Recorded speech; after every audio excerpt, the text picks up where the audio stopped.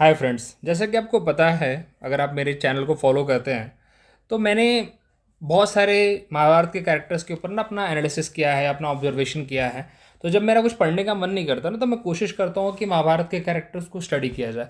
इसके पीछे का रीज़न ये है कि काफ़ी कुछ सीखने को मिलता है। और महाभारत देखिए, हम सबको पढ़ना चाहिए। मेरा तो यही पर्सनल ओपिनियन हमेशा से रहा है कि महाभारत के हर एक कैरेक्टर के ऊपर अपनी अपनी एक किताब है। अपने आप में वो किताब है, अपने आप में उनसे बहुत कुछ सीखने के लिए है। तो इसीलिए अपने आप में हम अगर उनको खुद इंटरेस्ट लेके पढ़ेंगे, समझेंगे, तो लाइफ की बहुत सारी चीज़ें सॉल्व भी हो जाती हैं, बहुत सारी चीज़ें सीखने को भी मिलती हैं। तो मेरा यही ओपिनियन रहता है, जब मेरा मन ऐसी नहीं करता कुछ करने का, तो सोचता हूँ कुछ अपने धर्म की चीज़ें ही पढ़ ली जाए। क्या गलत है इसमें? कनेक्टेड भी रहता हूँ और अच्छा भी लगता है। बचपन से यही किया है। तो चलिए अब बात करते ज़रा भीम के बारे में, भीमसेन के बारे में, जो कि सेकंड पांडु पुत्र थे और पवन पुत्र भी कहलाए, कहते हैं इनको। हनुमान जी के भाई भी थे, ऐसा पवन पुत्र के हिसाब से। और अपने आप में एक बहुत ही बड़े गदाधारी हैं। अगर बोले कि कंपेयर करते हैं दुर्योधन के साथ, तो हम बोलते हैं कि दुर्योधन वॉज द बेस्ट, लेकिन he was also like equal competitor. ठीक है, काफ़ी अच्छे थे ये। अब बात करते हैं क्यों भाई अच्छे थे। बिकॉज कंटिन्यूसली अपने ऊपर ध्यान देते थे, अपने स्किल्स पे ध्यान देते थे। जब 13 साल के लिए इनको वनवास हुआ था, जब 12 साल और 1 साल का अज्ञातवास था, तो 12 साल ये टाइम पास नहीं कर रहे थे। He was working continuously. इनको ऐसा था कि भाई राक्षसों के साथ भिड़ भिड़ जाते थे। बहुत सारे जो जंगल में राक्षस थे ना, एक बार युधिष्ठिर ने बोला, अरे भाई क्यों फालतू में उनको मारता रहता, उनको अपना काम करने दे यार। बिकॉज युधिष्ठिर आपको पता है कितने धार्मिक थे, तो मतलब धर्म पे चलने वाले थे। तो इनका ऐसा था कि यार राक्षस है तो भिड़ जाओ उनके साथ। तो पेड़ उखाड़ देना, ये सब like every time he was focusing on his skill, on his strength. तो यही हमें उनसे सीखना चाहिए कि हम भी अगर फ्री टाइम हो तो यार कुछ अपना काम ही करते रहें। अननेसेसरी अपना टाइम वेस्ट करते ना करें। नेटफ्लिक्स ना देखें, अमेजॉन प्राइम उतना ना देखें, कभी कभार देख लें, अलग बात है, लेकिन एवरी टाइम अपने ना अपने आप को लेके फोकस रहें। अगर हम अपने काम से अगर फ्री हो रहे हैं तो देन टू अगर कुछ अपना हॉबी पे काम कर लें, अपने स्किल्स पे काम कर लें। So these things we need to learn from him. That is one of, because हम आज के हिसाब से देखते हैं। अभी ये तो नहीं मैं जाके पेड़ उखाड़ने लगूंगा, अब वो तो आजकल का स्किल नहीं है। आज उस टाइम की अलग कहानी थी, अभी की अलग है, तो हमें उसे ये प्रेरणा लेनी चाहिए। Second thing and the most important thing, once you are committed, once you are committed, fulfil it, stick to it. इन्होंने कमिटमेंट की थी, वह मैं 100 भाइयों को मारूंगा, मारा इन्होंने।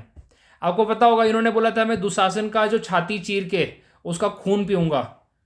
खून पिया और साथ में उसी खून से उन्होंने द्रौपदी का केश भी धुलवाया था। ऑल्दो काफ़ी बार्बरिक है, सुन के लगता है काफ़ी बार्बरिक है, लेकिन once he has taken the प्रतिज्ञा, ही फुलफिल्ड इट। पीछे नहीं हटे कभी। यहाँ तक कि उनकी जंघा पे दुर्योधन की जंघा तोड़ी उन्होंने। आखिरकार भले वो अगेंस्ट द रूल था, बिकॉज दुर्योधन बोल रहा, दुर्योधन ने सोचा होगा अबे तेरे साथ तो मैं गदा युद्ध करूंगा और जंगा पे मारना थोड़ी अलाउ है। बट इन्होंने बोला ऐसे कैसे भाई, मेरे को अपनी प्रतिज्ञा पूरी करने में कुछ भी करूंगा। ऑल्दो श्री कृष्ण जी ने याद दिलाया था, लेकिन देन टू श्री कृष्ण जिसके फेवर में है उसको हारने की क्या है, वो तो उसे कैसा डर हार का। लेकिन फिर भी, तो once he had made the commitment, he fulfilled it, he work continuously.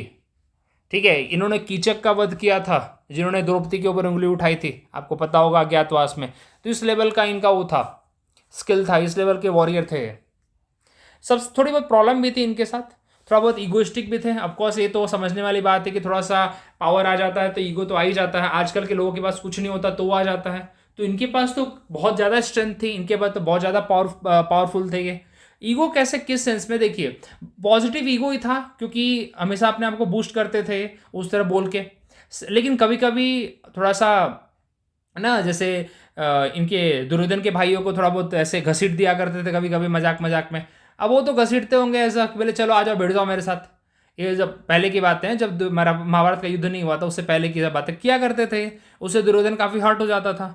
यहाँ तक कि दुर्योधन के पिताजी धृतराष्ट्र को भी बोल दिया करते थे कुछ ना कुछ। तो ये थोड़ा बहुत इनके प्रॉब्लम थी। यहाँ तक कि युद्ध खत्म होने के बाद जब धृतराष्ट्र की और गंधारी इनके साथ रुके, तभी कभी कभी ये ऐसे टॉन्ट मार दिया करते थे।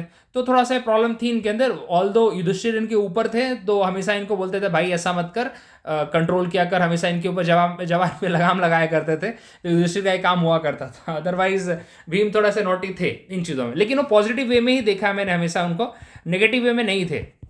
ठीक है, थोड़ा बहुत तो आजकल के लोगों के पास कुछ नहीं होता तो इतना करते हैं लोग।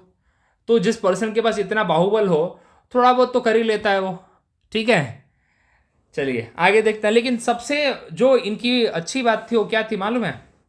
He was one of the most beloved husband. भाई आजकल की अगर लड़कियों की बात करें तो अगर उन्हें ऐसा पति मिल जाए तो फिर सोने पे सुहागा है। अगर वो स्टोरीज आपको बताने लग जाऊं कि पांचों पतियों में से अगर सबसे ज़्यादा कोई प्यार द्रौपदी को करता था तो इकलौते ये थे जो सबसे ज़्यादा करते थे। ऑल्दो जीता तो अर्जुन ने था, क्योंकि उस टाइम तो स्वयंवर होता था, मछली की आंख में तीर उर चलाई तो अर्जुन ने थी, लेकिन सबसे ज़्यादा प्यार ये करते थे। देखिए सबसे स्ट्रांग जो प्रतिज्ञा थी इन्हीं की थी कि मैं 100 भाइयों को मारूंगा। ठीक है, अर्जुन का क्या था, वो तो कर्ण को मारने के लिए थे, लेकिन इन्होंने 100 भाइयों की मारने की प्रतिज्ञा ली थी। बोला तो खून पीऊंगा, और ये बोला था कि उसी खून से मैं उसका बाल धुलवाऊंगा मैं द्रौपदी का, तब तक वो केश नहीं बांधेगी।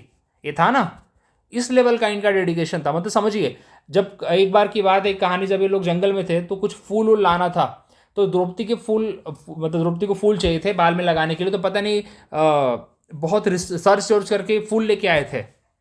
ठीक है, ही कुड गए एनी एक्सटेंट फॉर द्रौपदी, इस लेवल का इनका ये था। बहुत टाइम पे जब दूत सभा चल रही थी, जहाँ पे मतलब वो डाइस का गेम हो रहा था, एट दैट टाइम ऑल्सो बहुत बार ऐसा हुआ कि इन्होंने दूसरे के ऊपर भी गुस्सा हो गए थे। ये बहुत बार भी युधिष्ठिर को ब्लेम करते थे कि आपकी वजह से द्रौपदी की ऐसी हालत हुई है। तो दिस काइंड ऑफ अगर हस्बैंड किसी को मिल जाए, इतना पावरफुल और इस लेवल का बाहुबल हो जिसके पास, शौर्य हो इस लेवल का, तो काफ़ी कैपेबल, मतलब औरत तो भाई मतलब क्या ही बोले मैं अभी।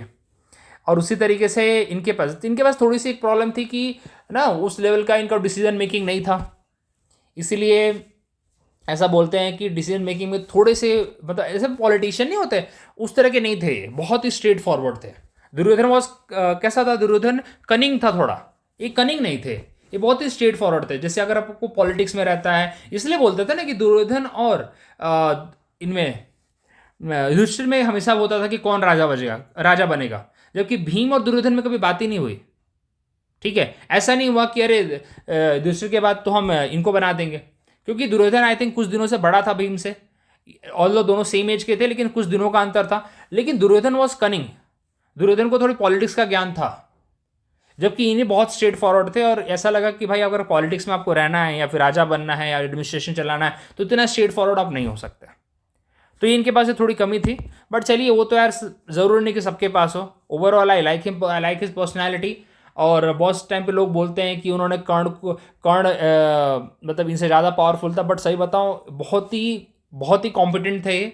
और इन्होंने कर्ण को भी डिफीट किया था बहुत टाइम पे युद्ध में, साथ ही साथ वो भी धनुष बाण में किया था। ऐसा नहीं कि सिर्फ गदाधारी थे, अदर जो भी थे वेपन्स थे उसके साथ भी काफ़ी अच्छा स्किल्ड थे। तो इस लेवल का इनका ये पराक्रम था, ये मुझे सीखने को मिलता है इनसे, और मेरे लिए तो काफ़ी पर्सनल फेवरेट भी रहे हैं, काफ़ी कुछ सीखने को मिला है। Thank you very much. ऐसे जब कभी मेरा मन करेगा ये सब चीज़ें बताने के लिए तो मैं कोशिश करूँगा अपने चैनल के थ्रू ये सब डालने का। पसंद आया तो प्लीज़ लाइक करिए, शेयर करिए, और असहमत है तो डिसलाइक भी करिए, उससे कोई प्रॉब्लम नहीं है मुझे। मेरा ओपिनियन है, आपका ओपिनियन बिल्कुल अलग हो सकता है। Thank you very much.